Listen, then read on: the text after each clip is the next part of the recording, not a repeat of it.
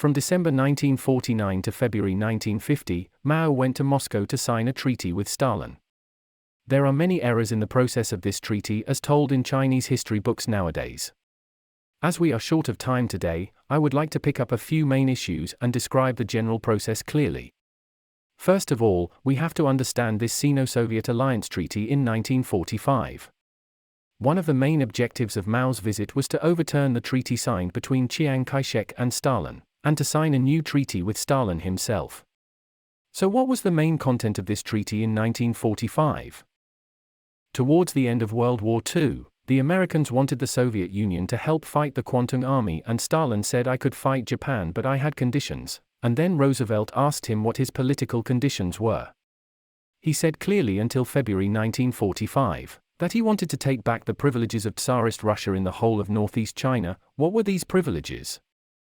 The main ones were, firstly, Outer Mongolia, which he asked to be made independent of the whole of it. Secondly, the right to operate the Middle and Long Road. Thirdly, the lease of the port of Lushuan. The negotiation process was very complicated, but in short, the Soviet Union was soft and the United States was hard. This forced Chiang Kai-shek to sign the treaty. In 1944, the whole of Xinjiang was ruled by the so-called revolutionary government of the three regions in the mainland, which is now called East Turkestan. The Soviet-inspired Uyghurs revolted here and fought until they reached Uremi, about 70 kilometers away, when the Sino-Soviet Treaty of Alliance negotiations began. So Stalin made a few conditions and said, "If you agree to my demands, then I, firstly, give you the solution to the banditry in Outer Mongolia. Secondly, I would recognize you, Chiang Kai-shek, as the sole orthodox leader of China. Third, I will withdraw my troops after 3 months of sending them to the northeast of China."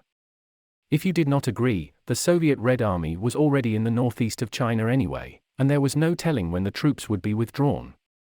In the end, Chiang Kai-shek had no choice but to agree. The Kuomintang also knew that signing this treaty was a crime for the ages. So you can see that the first time Song Zuan went to negotiate, the second time he came back, he stopped going, resigned, and quit as foreign minister. In the end, Wang Shijie was allowed to sign it, and later came back to cause trouble. This was an issue that the Chinese Communist Party was very supportive of at first, because the regime was not his at that time. The Communist Party's sense of sovereignty was only slowly cultivated after he had taken power. This was also the case in 1929 when the Soviet Union fought on the East China Road, and when all of China opposed it and resisted the Soviet invasion, the Communist Party was the only one who said it was a good fight. If you fight in, won't this regime be mine? In the same way, on the Mongolian issue, on the northeast, the Communist Party was supportive at that time. And great hopes were given to the Soviet Union. Not long ago I went to the Shaanxi Provincial Archives and read a telegram from Gao Gang to the troops, the signing of the Sino-Soviet Alliance Treaty, the entry of the Soviet Red Army into the northeast would be extremely beneficial to me, and this northeast China would be ours in the future. As a result, Stalin kept his promise and the northeast was returned to Chiang Kai-shek instead of the Chinese Communists. And by 1946 the troops were withdrawn, a complex process which has been studied in detail and which will not be discussed here. By 1949, something went wrong, because in 1948 the Chinese Communists had basically turned the tide of the civil war. At this time, Stalin looked at the change of regime in China and said that he was more anxious to meet with Mao Zedong, who was also eager to go to Moscow. I read those telegrams, at least 3 times, from November 1947 to June 1948. The first time Mao wanted to go, and then Stalin thought twice about not letting him come. The second time, Mao Zedong offered to go again, and this telegram was written very sincerely, calling Stalin the boss. I want to meet the boss and report to him the whole situation of the Chinese Communist Party, and what we envisage in the future after we have seized power. Later Stalin agreed, and after that Mao bought new leather shoes, a new coat and a leather hat. Just after he had put them on, a telegram came saying that you could not come. Why? Moscow said that all our Politburo members had gone down to the autumn harvest. Mao Zedong was very angry and later Stalin felt embarrassed too. The main reason was that the civil war had not yet ended, and he was afraid that if news of Mao's visit to Moscow got out at this time, the Americans would find out about it. He was afraid that if news of Mao's visit to Moscow got out at this time, the Americans would know about it and think that the Soviet Union was behind this civil war. It would be very difficult for him to do so, so he pushed and pushed, but in order to understand the Chinese Communist Party, he sent Mikoyan at the end of January 1941. Mikoyan was a member of the Politburo, the highest Soviet official to come to China. Mikoyan came for two purposes.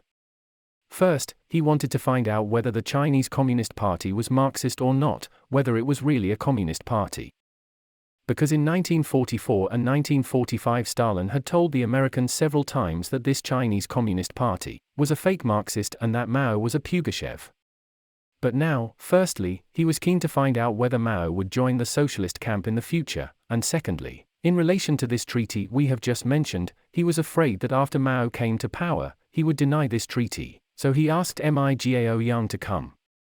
The first purpose was relatively clear, because at that time the Chinese Communist Party had no other choice but to rely on the Soviet Union.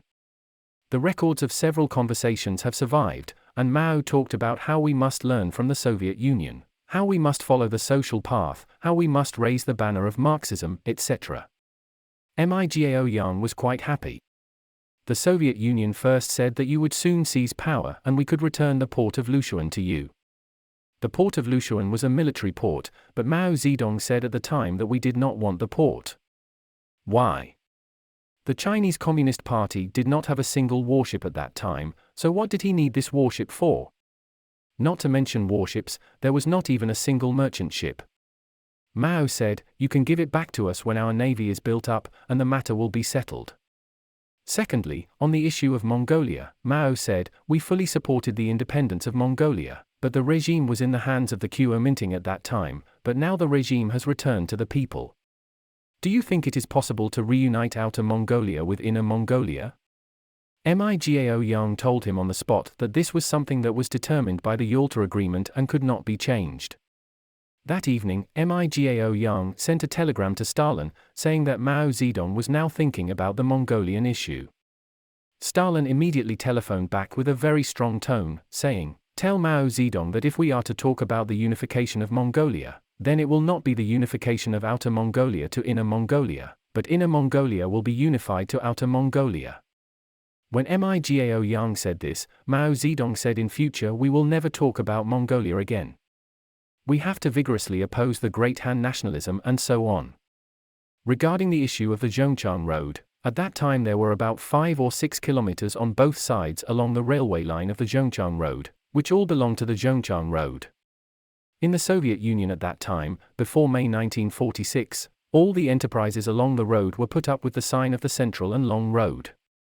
In essence, the Soviets were running the Middle and Long Road at that time, before the Kuomintang took over the area and were fighting with the Communists all day long, and didn't care about the operation. When the Soviets withdrew to the north of the Songhua River and the Communists went to the countryside, the Kuomintang removed all the licenses from the Middle and Long Roads and put them on Chinese licenses.